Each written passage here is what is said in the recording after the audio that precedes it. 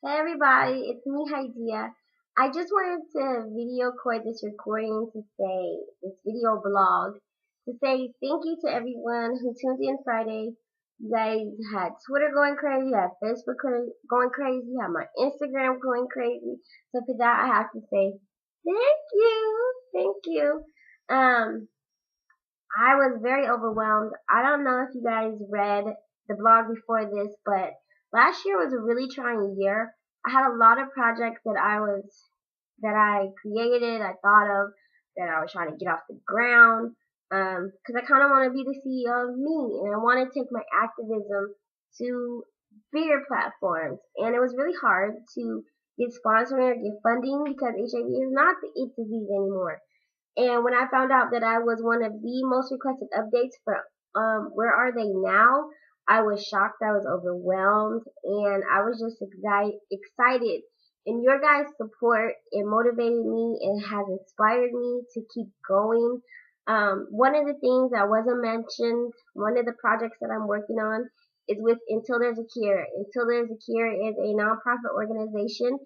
They had the first ever awareness bracelet, cause bracelet. And so this is my favorite one. I wear all the time. You can see the little AIDS ribbon on it. There's other ones, but one of the things that we're going to do together is we have campaigns that we want to launch.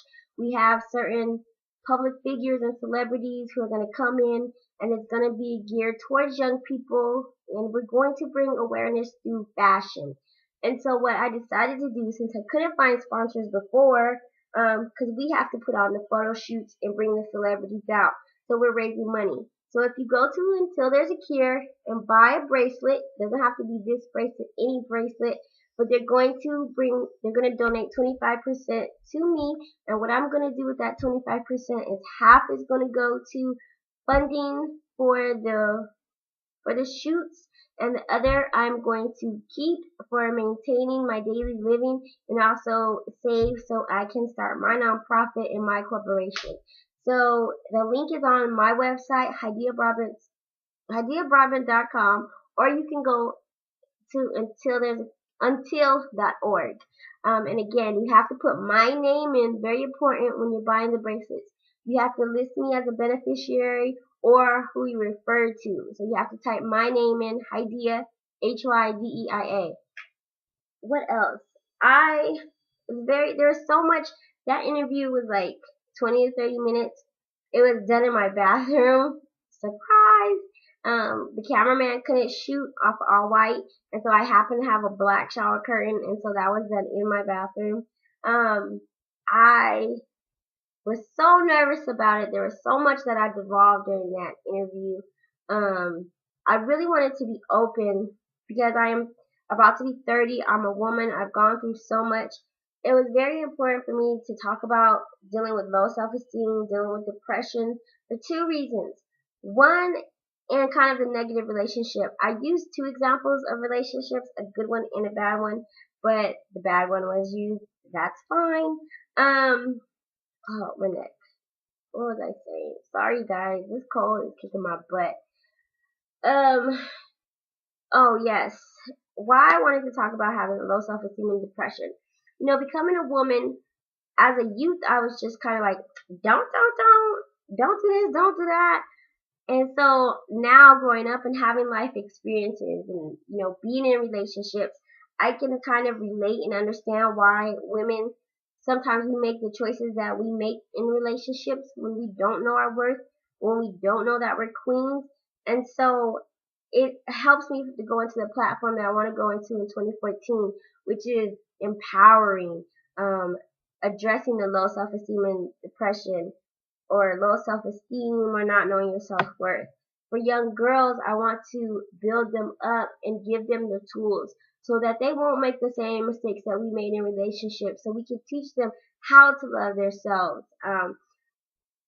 For me, I had to go through all the, doing the work on myself, going to the counseling, going to, just reading books and doing the work, because I knew it wasn't right. I knew what I was dealing with or experiencing wasn't right. I knew that, the hurt and the pain that was inside of me I just didn't like how I felt, and I wasn't happy. So I had to do that work.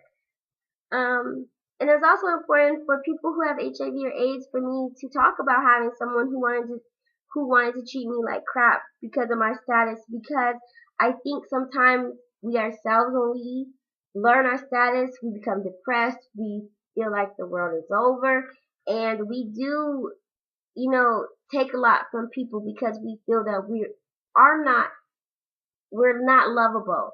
And so if we get someone, we try to hang on to them and cling on to them because they're willing to love us. And if they're willing to love us, then we have to accept some of their garbage. And that's just not true. HIV/AIDS is not a death sentence. It doesn't have to be a death sentence this day and age. We know that there's medications available. I can get married and have children. So I wanted to let other people know that Hadiya has not always had a perfect life. She has not always made all the right choices. And, I stumbled. And so that's why it was important for me to talk about it. It wasn't like I was trying to point fingers or dog anyone out, but I believe in using your life experiences to help others, to reach others, and to teach others. And so that was one of the main reasons, and that's why I'm so happy that they allowed me, even if it was for just a little bit, they allowed me to express that. Because I am human, and sometimes I think you guys think that I'm perfect, and I'm not, and I never want to portray myself to be perfect. And I just really wanted to share it. I've always lived my life inside out. But that was a little bit. I don't want this to be too long because you guys are going to be tired of me. But there's so much more to come to me. I'm going to be working on my book this year. Yay! I'm really excited. We have some TV projects. We have projects that we're going to be pitching. You guys showed your support. You requested me, and I thank you. You showed a major network that you do care about this subject. I will not be surprised if my update, that segment, was one of the most popular, because you guys were going crazy on Twitter. You guys were tweeting up a storm, and I am so excited. Thank you guys. You guys have adopted me like a little sister, a little cousin, and you've taken on my cause and the things I'm passionate about, and you have made them your own.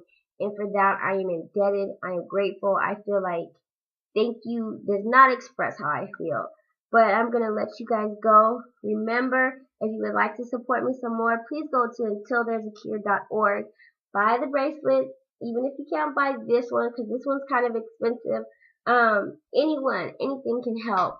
And I'm really excited.